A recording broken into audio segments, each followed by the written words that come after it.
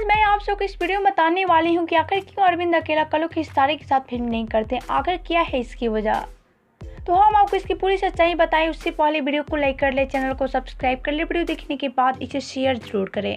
और हाँ, अगर आप सभी हमारे चैनल को सब्सक्राइब नहीं किए हैं तो जल्दी से सब्सक्राइब कर ले। तो फ्रेंड्स, ये वीडियो बहुत इंटरेस्टिंग होने वाला है, तो वीडियो के साथ अंत तक जरूर बने रहें। तो चलिए वीडियो की शुरुआत करते हैं और आप सभी को बताते हैं।